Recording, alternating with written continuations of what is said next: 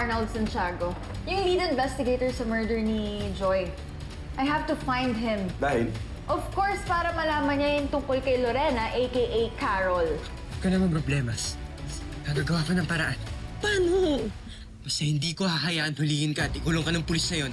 Basta ako, mag-iingat ako dyan sa magkapatid na yan kasi may malakas silang sekretong tinatago. Sir. Papaluin ka sana ng tubo.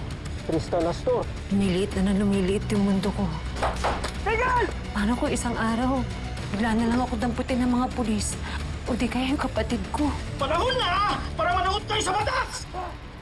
Hindi mawawala, hindi mababago, na ang alam ko lang ay magmahal sa'yo.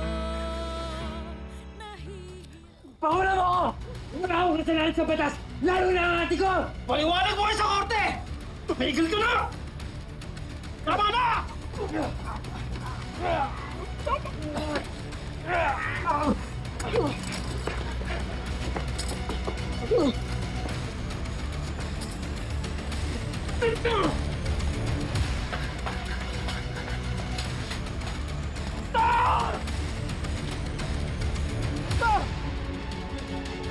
Tigil! Tigil! Stop!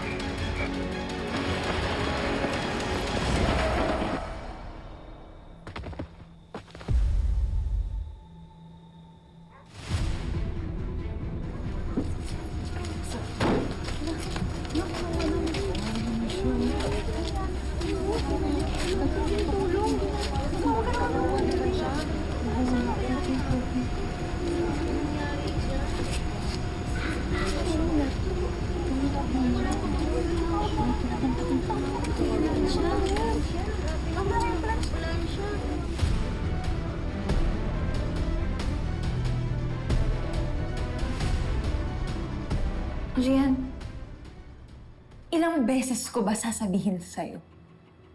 May something talaga sa magkapatid na yon. Alam mo, kaisa-isang tao na pwede natin makuhaan ng background tungkol sa kanilang dalawa. Made full of me at bigla na lang nawawala. Kaya sigurado ko, may alam talaga yung manong na yun tungkol kay Tristan at kay Lorena. Hindi ka talaga titigil, no? Hell no! Hindi talaga ako titigil. Alam mo, sorry na lang sila, pero I'll watch their every move. And waiting for them to make just one mistake. At mauhuli ko rin sila, Gian. Mauhuli ko rin sila.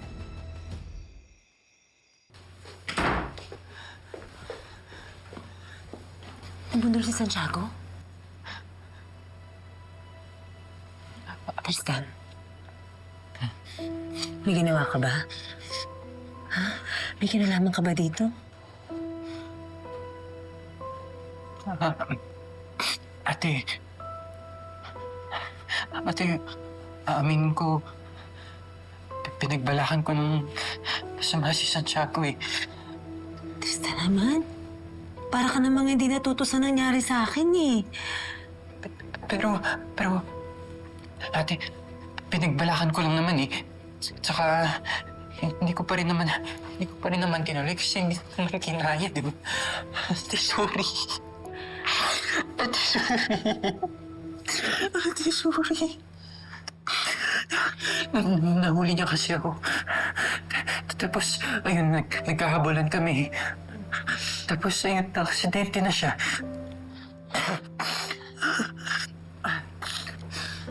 Sigurado lalo kang hahanapin nun, Tristan. Problema na naman to.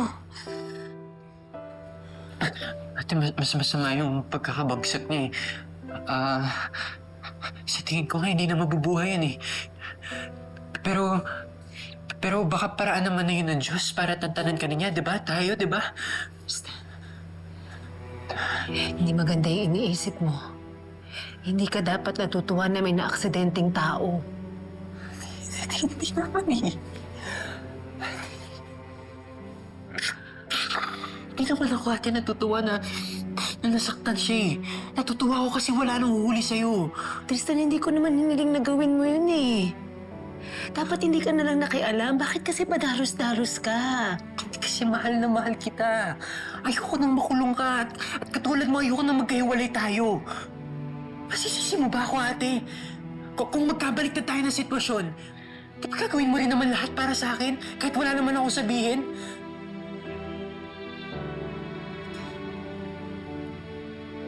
Ate, tagal kong pinangarap at pinagdasal na magkasama ulit tayo. Akala ko nga hindi na mangyayari. Pero ayoko nang maranasan ulit na wala akong pamilya.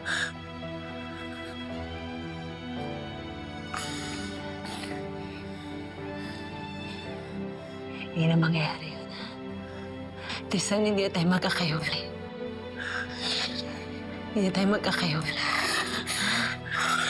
Tama na yan.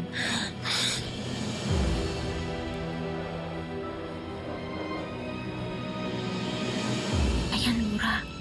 May voucher. Lagyan mo sa cash yung delivery natin. Sige. Parehas tayo yung delivery. Sige. Okay lang yan. Salpo lang kayo. Gabi naman. Tapos na trabaho. Ate Lorena niyo? Nakita niya ba? Nasa kwarto po ni Sir Tristan.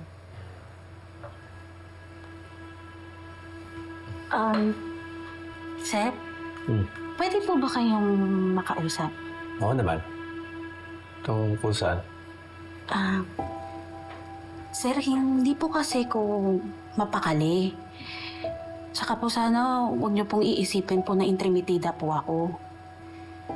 Pero kasi sir, narinig ko pong nag-uusap si Ma'am Lorena at saka po si Sir Tristan. At sa tingin ko po, importante po na malaman niyo po.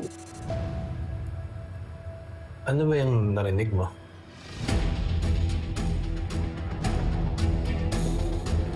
Ganito po kasi yun, sir.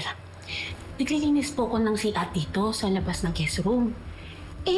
Pumasok po yung magkapatid Nag-uusap po sila. Hindi ko naman po sadya na marinig yung pinag-uusapan po nila. Janine, diretsuhin mo na ako. Huwag mo na paikutin. Ano ba yung narinig mo? Ang sabi po kasi ni Ma'am Lorena, sir... Aral na raw po ulit si Sir Tristan. Opo. Alam ko naman yun, Karen. Pero, bakit hindi ka mapakali dahil doon, Jeneline? Kasi nga po, sir... Daw po kasi ganong kadaling sabihin na nababali po siya para din sa pag-aaral ng anak niya. Di ba? Babalik ka. Ano pala, akala ko naman kung ano yung pinag-uusapan niya. Okay. Oo naman, Jeneline. Pag-usapan natin bukas. Okay? Ani? Basta sa pag-aaral ng anak mo, walang problema yan. Sige, ayaw ko na to. Kalto, sir. Sige po. Good night po, sir.